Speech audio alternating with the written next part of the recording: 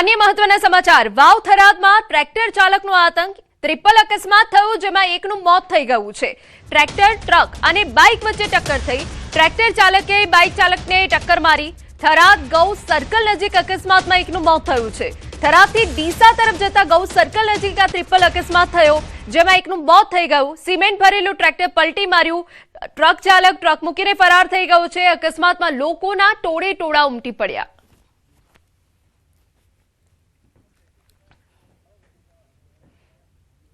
समाचार में बात हवे अमदावादनी। धोळका तालुकाना वौठा गामમાં ખૂની ખેલ ખેલાયો। શાળાએ બનેવીની હત્યા કરી। નજીવે બાબતમાં શાળા બનેવી વચ્ચે ઝઘડો થયો હતો। બુલેટી ચાવીની બબાલ હત્યામાં પરિણમી। ઉશ્કેરાઈને શાળાએ લાકડાથી માથામાં હુમલો કર્યો। ગંભીર ઈજાથી બનેવી ગણપત વાઘેલાનું મોત થયું છે। આરોપી શાળાની પોલીસે ધરપકડ કરી લીધી। બંને સફાઈ વિભાગમાં નોકરી કરતા હોવાનું ખુલ્યું છે। અને ગણપત રાવજી છે બુલેટની ચાવી આપવા માટે આનાકાની કરે છે અને તે બાબતે ઝઘડો વધારે ઉશ્કેરાતા સદર ગુનાના આરોપી પ્રતાપ પુરબિયા છે એ બાજુમાંથી લાકડાનો ધોકો લઈ અને મરણ જનાર ગણપત રાવજી વાઘેલાને માથામાં 4-5 ઘા મારી અને હત્યા નિપજાવે છે। સમાચારમાં વાત હવે સુરતની। કૌટુંબિક વિવાદમાં ધાક ધમકીનો મામલો ગરમાયો। પીડિત પરિવાર પહોંચ્યો પોલીસ મથક। બેગમપુરાના જૈનુલ આબેદીન દાગીનાવાલા પરિવાર સાથે પોલીસ મથક પહોંચ્યા। શાળા સામે જાનથી મારી નાખવાની ધમકીનો આક્ષેપ છે। દરવાજો તોડવાનો પ્રયાસ સીસીટીવીમાં કેદ થયો હોવાનો દાવો। ધમકીથી સગીરા બેહોશ થઈ હોવાની પરિવારની રજૂઆત। પરિવારે પોલીસ સુરક્ષા અને ન્યાયની માંગ કરી। કાર્યવાહી નહીં થાય તો આત્મહત્યાની પણ ચીમકી ઉચ્ચારી છે। સલાબતપુરા પોલીસ સમક્ષ કડક કાર્યવાહીની માંગ કરવામાં આવી। માંગ પૂરી નહીં થાય સાહેબ તો મેં મારી છોકરીને મારી વાઈફ સુસાઇડ કરી લેશું। અમને આવી જિંદગી નહીં જોઈ દરવાળી સાહેબ। આ જરૂરી સવાલો છે, આનો કઈ ભરોસો નહીં। આ મારી નાખશે સાહેબ અમને। સલાબતપુરા પોલીસ સ્ટેશન શું મને પીઆઈ સાહેબને ખાલી એટલી જ માંગે છે પીઆઈ સાહેબ મને મને મને મારી ફેમિલીને મને શાંતિથી રહેવું છે અને જીવવું છે સાહેબ। મને હવે ગભરાઈ ગયો છું સાહેબ। સમાચાર વડોદરામાંથી। વ્યાજખોરના ત્રાસથી વધુ એક આત્મહત્યા। અટલાદરા કલાલી વિસ્તારમાં બોડાના મકાનની ઘટના છે। 55 વર્ષીય રાજુ ઠાકોરનું સારવાર દરમિયાન મોત। વ્યાજખોરના ત્રાસના આરોપથી આત્મહત્યાનો પ્રયાસ। સુસાઇડ નોટમાં માંજલપુરના મિહિર રામ લાવત પર આક્ષેપ કર્યા। 20,000 લીધા બાદ વધુ વ્યાજની માંગણીનો આરોપ। ગોત્રી હોસ્પિટલ આઈસીયુમાં સારવાર દરમિયાન મોત થયું છે। 16 જૂને રાજુભાઈને રસ્તામાં રોકી માર મારવા તેમજ રૂપિયા અને મોબાઈલ છીનવી લેવાનો પણ આક્ષેપ છે। અટલાદરા પોલીસે હવે વધુ તપાસ હાથ ધરી છે। મનસા નાગરી મારીને પૈસા બી લઈ લીધા, મોબાઈલ બી લઈ લીધો ને આવું બધું થયું। ભાઈ સવારે 16 તારીખે 10 વાગે દવા પી લીધી। પછી એમ્બ્યુલન્સને બોલાવીને અમે અહીંયા આગળ ગોત્રી લઈને આવ્યા। પછી પોલીસવાળા અત્યારેથી આવ્યા હતા। એ બધું બયાન એમનો મોઢાનું લઈ ગયા છે। સમાચારમાં આગળ વધીએ। પાટણમાં નવા બસ સ્ટેશનની વિવાદિત બીયુ પરમિશન મામલે રાજકારણ ગરમાયું। પાટણના ધારાસભ્ય કિરીટ પટેલે ચીફ ઓફિસરની કાચિંડા સાથે સરખામણી કરી। નગરપાલિકા ચીફ ઓફિસર હિરલ ઠાકર પર ગંભીર આક્ષેપ કર્યા। જિલ્લા સંકલન બેઠક બાદ યોજાયેલી પ્રેસ કોન્ફરન્સમાં ધારાસભ્યે બીયુ પરમિશન પ્રક્રિયામાં ગેરરીતિ અને આર્થિક લેવડ દેવડના આરોપ લગાવ્યા હતા।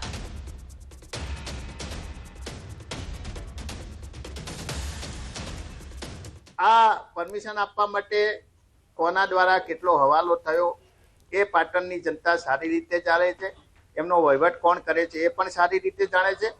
પરંતુ આજે ચીફ ઓફિસરના પગ નીચે રેલો આવ્યો છે।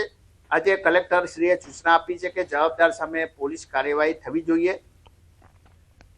સમાચાર સુરેન્દ્રનગરમાંથી। કોંઢ ગામના ખેડૂતો પહોંચ્યા ગાંધીનગર। 32 દિવસના આંદોલન બાદ ખેડૂતો ગાંધીનગર પહોંચ્યા। કૃષિ મંત્રી અને મુખ્યમંત્રી સાથે મુલાકાત કરશે। એમએલએ પ્રકાશ વરમોરાના ક્વાર્ટરમાં એકઠા થયા ખેડૂતો। નવી જંત્રી પ્રમાણે વળતર ચૂકવવા ખેડૂતોની માંગ છે। 29 ટાવર માટે માસિક ભાડું ચૂકવવા માંગ કરી। 1 મહિના અગાઉ પણ સીએમ સાથે બેઠક થઈ હતી।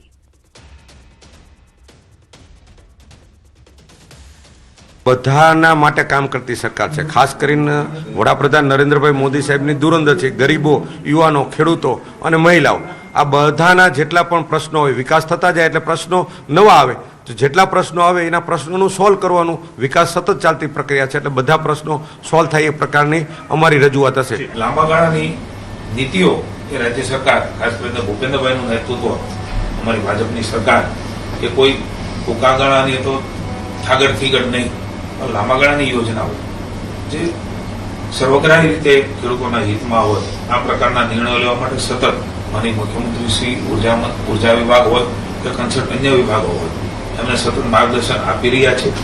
અને આગામી સમયની અંદર પણ આ પ્રકારની નીતિ રીતિ સાથે ખેડૂતોની બાજુમાં ઉભા રહેવા માટેની સરકાર કટિબદ્ધતા સાથે, સંવેદના સાથે, મેં કહ્યું એમ કોઈ પણ રાજનીતિ અથવા તો કોઈ પણ જાતની વાતો અથવા તો કોઈ પણ જાતના અલગ અલગ વિષયો એ ધ્યાનમાં લીધા સિવાય ખેડૂતોનું હિત એ હંમેશા રાજ્યની સરકાર ધ્યાનમાં રાખે છે. મહત્વના સમાચાર કે જ્યાં પાણીના સંચય માટે સીએમની ખેડૂતોને સલાહ. અલ્નીનોને લઈને ઓછા વરસાદની આશંકા, ગભરાવાની જરૂર નથી, પરંતુ માનસિકતા બનાવવી પડે. વરસાદની સ્થિતિના આધારે આયોજનની સલાહ અપાઈ. સંભવિત સ્થિતિને લઈ સરકારે પણ તૈયારી કરી છે. અલ્નીનોના કારણે વરસાદની સંભવિત સ્થિતિ અંગે સરકાર દ્વારા કરાયેલી જાણકારીની પણ મુખ્યમંત્રી ભૂપેન્દ્ર પટેલે જાણકારી આપી. આ વખતે અલ નીનો એટલે કે આ વખતે વરસાદ જે 100% થતો હોય કે આપણા ત્યાં આગળ 70% વરસાદ થતો હોય તો આ વખતે 10-20% એનાથી ઓછો થાય એવી પરિસ્થિતિ સર્જાઈ શકે એવું અનુમાન છે. આપણે અત્યારથી એના માટે ગભરાવાની વાત ના હોય, પણ આપણે અત્યારથી માનસિકતા આપણી બનાવી દેવી પડે કે ભાઈ વરસાદ ઓછો પડે તો આપણે કયા કયા પગલાં લેવા જોઈએ, કયો બીજ વાવવું જોઈએ જેથી કરીને પાણીની ઓછી જરૂરિયાત પડે. અને સરકાર તરીકે અત્યારે અમારી પાસે નર્મદાનું પાણી ક્યાંક ક્યાંક વધારે હોય તો એના માટેનું આયોજન પણ સરકારે કરી દીધું છે. અને તળાવો ભરવાથી માંડીને ડેમમાં પણ નર્મદાનું પાણી જ્યાં જ્યાં ભરવા જે યોગ્ય છે ત્યાં આગળ ભરવાનું ચાલુ કરે. સમાચારમાં આગળ વધીએ તો અમદાવાદમાં વધુ એક આંતરરાષ્ટ્રીય ગેમનું આયોજન. એબીસી મેન્સ વોલીબોલ કપ 2026 પ્રારંભ. વીર સાવરકર સ્પોર્ટ્સ કોમ્પ્લેક્સમાં 28મી સુધી આયોજન છે. આપને જણાવી દઈએ, ABC men's volleyball cup tournament શરૂ. એશિયાની 11 ટીમો વચ્ચે જંગ ખેલાશે. ભારત સહિત Bahrain, Thailand, Qatar, Chinese, Taipei, Indonesia સહિત અનેક 11 દેશોની ટીમો મેદાને છે. આ સ્પર્ધાના આયોજનથી અમદાવાદ વૈશ્વિક રમતગમતના નકશા પર નવી ઓળખ મળશે.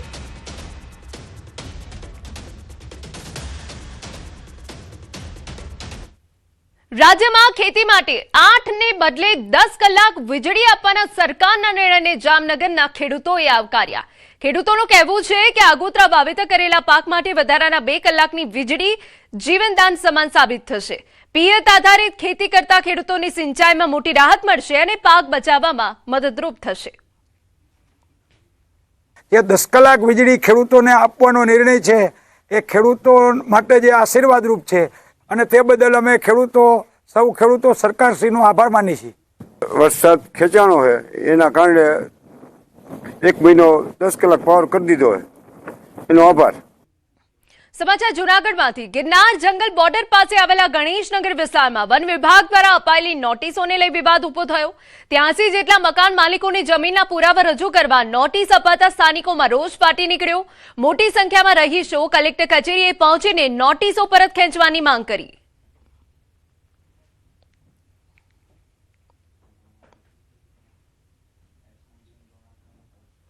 કે ફોરેસ્ટ અમને શાંતિથી રહેવા દઈએ, કારણ કે એને અમે જમીન હાટે જમીને આપી દીધી. ત્યાં રહી છે, પછી આ વર્ષથી રહે છે, ઘણા વર્ષથી રહી છે. અમારી માંગ અમને શાંતિથી ત્યાં રહેવા દઈએ અને એને જમીન અમે આપી સંભાળીએ. ખોડિયાર રેન્જથી અમને લોકોને વન વિભાગ તરફથી નોટિસ મળેલ છે કે પુરાવા રજૂ કરવા 2 દિવસની અંદર. એમના માટે અમે કલેક્ટર સાહેબને મળવા આવ્યા હતા, રજૂઆત કરવા આવ્યા હતા. એ ઠરાવ કરેલ હતા, એ ઠરાવ પ્રમાણે જ અમને આ જમીન છે એમાં અમને રહેવા દે અને અમને એ કાયદેસરના કાગળિયા કરી અને દસ્તાવેજ કરી આપે. ખોડિયાર રાઉન્ડની દુબળી બીટમાં દુબળી વિસ્તાર તરીકે ઓળખાતા અભયારણ્ય વિસ્તારમાં ગેરધોરણે પેશકદમી કરવા બાબત હતું. તેમાં નોટિસો આપી છે અને અત્યાર સુધીમાં 83 નોટિસો ઇસ્યુ કરી છે. એમની પાસે જો કોઈ આધાર પુરાવા હોય તો એ રજૂ કરવા બાબતની નોટિસ આપેલી છે અને એ લોકો દ્વારા અત્યારે એમના આધાર પુરાવા રજૂ કરેલા છે, જેમની વેરિફિકેશન કરવાની કાર્યવાહી ગતિમાં છે. વિશ્વ યોગ દિવસની ઉજવણી પહેલા વડોદરામાં અનોખા યોગ જોવા મળ્યા. સમા સ્પોર્ટ્સ કોમ્પ્લેક્સના સ્વિમિંગ પુલમાં 50થી વધુ મહિલાઓએ જળ યોગ કરી સૌનું ધ્યાન ખેંચ્યું. મહિલાઓએ પાણીમાં ઊભા રહી યોગાભ્યાસ કર્યા. પાણીમાં પ્રાણાયામ, વન લેગ બેલેન્સિંગ, હેન્ડસ્ટેન્ડ અને ગરુડાસન સહિતના વિવિધ યોગાસન કર્યા. યોગ ગુરુ રાજેશ બારોટ અને એડવાન્સ યોગ ઇન્સ્ટ્રક્ટર સુપ્રિયા ભાવસારના માર્ગદર્શન હેઠળ યોજાયેલા આ જળ યોગ કાર્યક્રમનો મુખ્ય હેતુ ફિટનેસ અને સ્વસ્થ જીવનશૈલીનો સંદેશ આપવાનો હતો. વિશ્વ યોગ દિવસ પૂર્વે યોજાયેલા વોટર યોગા લોકોમાં આકર્ષણનું કેન્દ્ર બન્યા. જ્યારે તમે પાણીમાં પ્રવેશ કરો છો તો આમાં શું થાય છે કે આપણા જોઈન્ટ બહુ ઇઝી મૂવ થાય છે અને પાણી તમને બહારની તરફ ફેંકે, ઉછાલ છે એનામાં, એટલે કે એન્ટી ગ્રેવિટી ઇફેક્ટને કારણે પાણી બહાર ઉછળે, એટલે બોડી બહાર ઉછળે છે. एक्वा योगा ऑर्गेनाइज કર્યું છે તાકી બધા લોકોને યોગને જો મહત્વ है એ લોકોને ખબર પડે. અમારા બધા લોકો બધા કામમાં બિઝી હોય છે, લેકિન બધાને પોતાનું માટે થોડું સમય કાઢવું જોઈએ, કારણ કે તમે યોગા કરશો, તમારું સ્વાસ્થ્યનું ધ્યાન રાખશો તો તમારું જિંદગી સારી રહેશે અને તમે ખુશીથી જીવી શકો છો.